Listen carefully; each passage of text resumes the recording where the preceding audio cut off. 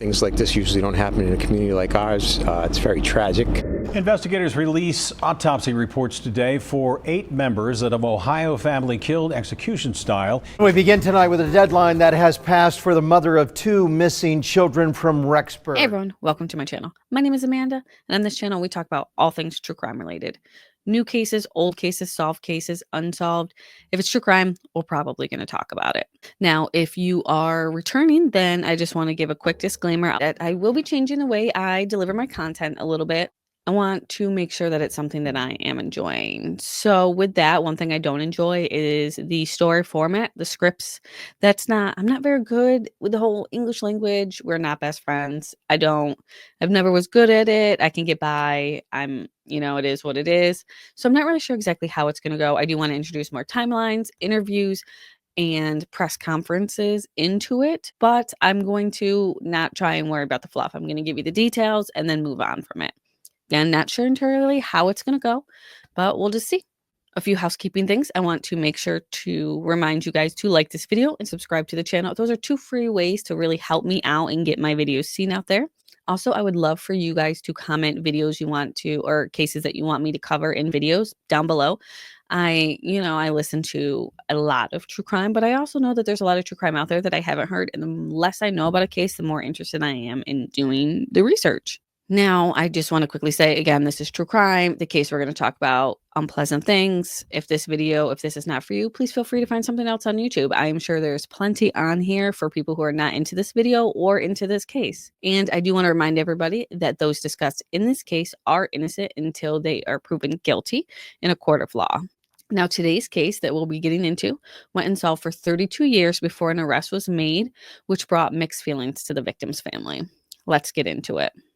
I do want to say real fast, if you see me over here, sometimes it's stuff that'll be on the screen, so I'll be able to read, and sometimes I will need to look at my handy-dandy little cheat sheet notes. All right, let's get into it. Let's add this. This is my first time adding things to the stage 2 in StreamYard, so please bear with me with that. Again, I'm trying to figure it out, and I'm going to be editing last, so this is what you get. I'm done with trying to be perfect. This is me. If you don't like it, I'm sure you can find, like I said, another YouTube channel elsewhere that you do like, but let's get to this. All right, so we are going to be discussing the case of Michelle Miller, and this is the case as of 12/29/2024 today. And when I'm recording this, it's January 4th. There's no other updates, but this is just more for somebody who's watching this in advance. You know that if there are new updates when this was recorded, so I have to comment that I don't know what's going on. So due to the age of this case and I guess Michelle's habits, there is not a ton of information about her background. We'll go into more as we know, but Michelle Miller was born in 1962 and was 29 years old at the time of her death. She was a former Army soldier and a mother of 2. She had a son and a daughter that she had with her boyfriend, Daniel Innis. I'm not sure at the time if the 2 were dating when she died or if they were split up. She was reported missing after she was last seen leaving a local bar or restaurant in Central Square, Cambridge, out of Boston, Massachusetts, on July 28th, 1992. So I said restaurant bar because I saw both reported. There's not a ton of coverage from back in 1992 about this. We'll get into that in a little bit. But a press conference took place on December 16th regarding her case and the most recent arrest. Let me go back to here. Michelle, who was 29 years old, was found 2 weeks after her disappearance at 245 Washington Street, following a neighbor's report of a strange odor. Basically, Michelle was found in a filthy basement of an abandoned home, partially undressed with her face covered by a blanket. The district attorney noted that the basement looked very different now as it did then. So there were some photographs of that when they were doing the press conference. The DA would say that the cold case unit was looking into this case and they were able to review and rely on records that were kept by social workers during this time period back in 1992. These notes were very detailed and would describe an abusive relationship between Michelle and Daniel, the father of the 2 children.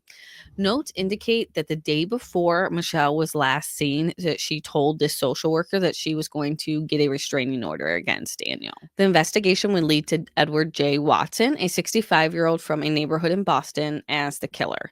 The district attorney stated that Watson was acting at the behest of Michelle's abusive partner, Daniel Innis, who allegedly had threatened to take custody of their 2 children. Now, Daniel died back in 2012 by serving a sentence on an unrelated manslaughter charge from 2 years after Michelle's death.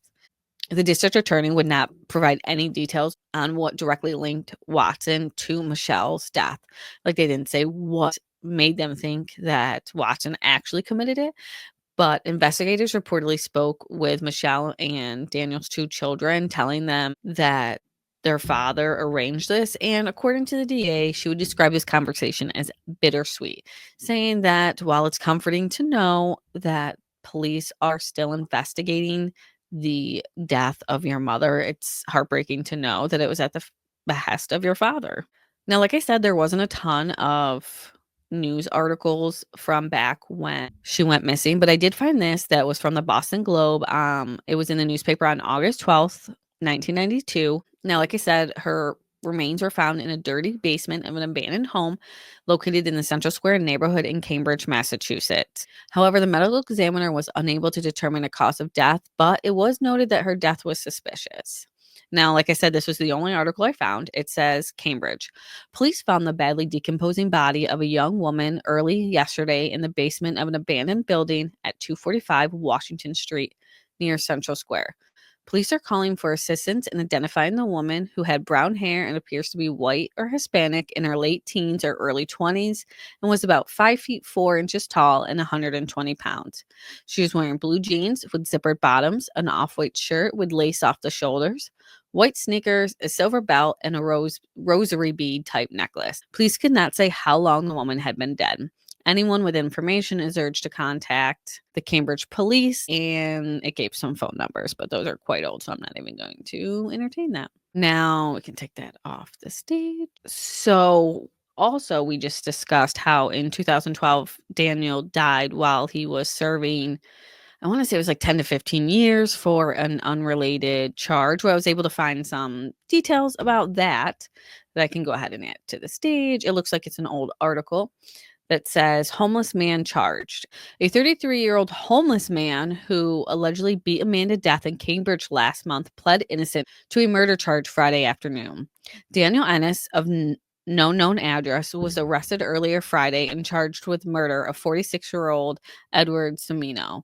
Both men were residents of an Albany Street homeless shelter in Cambridge. Innis pled innocent. That's terrible to say. Innis pled innocent in Cambridge District Court before Judge Arthur Sherman, who ordered him held on a $100,000 cash bail pending an April 12 pretrial conference. Semino died Thursday morning in Cambridge City Hospital from complications caused by severe beating he sustained on March 19th. The beating took place near the railroad tracks behind the shelter. Now, one thing when I saw that, I was a little questioned, like, he was a homeless man, what happened to his kids? But we'll get some of those answers in a little bit. But first, on 12/16, that's when they had this press conference, they also had Edward Watson's arraignment. Edward J. Watson entered a not guilty plea. During the hearing, prosecutors provided additional details that were not included during the press conference that we watched or heard earlier. They revealed that Watson was identified during the initial investigation as someone who had seen Michelle that night that she disappeared. However, at the time, he was not considered a suspect. In the third interview, Watson would allegedly confess to being in the basement with Michelle the night that she had died, attempting he beat her with his fist, possibly a stick or a board. He also revealed during that interview that he knew who Daniel Innis was. Now, it's unclear how many interviews Watson had with investigators, but it does seem like this constitutes the majority of the evidence that has been, I guess, provided to the public so far. I wonder if this is more of a he confessed after being, maybe not being pushed, but after being interrogated so many times, he just confessed to being a part of it. It was also discussed that he had at least 13 felony convictions in the past, and he has made threats to a former girlfriend that resulted in a restraining order. Obviously, he doesn't know how to play nice with people. Doesn't seem like somebody who will be let out. He was held without bail, and his next court hearing will be on February 11th. I don't know how people do this so smooth. All right. Now, a day after the press conference, Michelle's son did an interview with WBZ CBS Boston. I have strong feelings that my dad didn't ask this guy to do it. And, it was kind of weird to see murder for hire plastered everywhere yesterday. I will post the links if you want to watch it for yourself, but I'll just summarize a little bit of what he said and added some things maybe here and there if I go with that. Daniel Irving, their son, revealed that both of his parents struggled with a drug addiction. So that means Michelle and Daniel both had drug addictions. Neither of them was perfect. They weren't good parents, neither of them. Two parents with severe drug addiction who were physically abusive towards one another. So we were basically taken away from them as infants. According to him, it was a lot of different things that they were addicted to, unfortunately. And at the time of his mother's death, he and his sister were in foster care with his future adoptive mother. He found it hard to believe that the district attorney's motive, which suggested that their father had killed their mother out of custody for them, doesn't make sense to them. I made some important decisions this week, and it seems the weight of the world has been lifted off of me.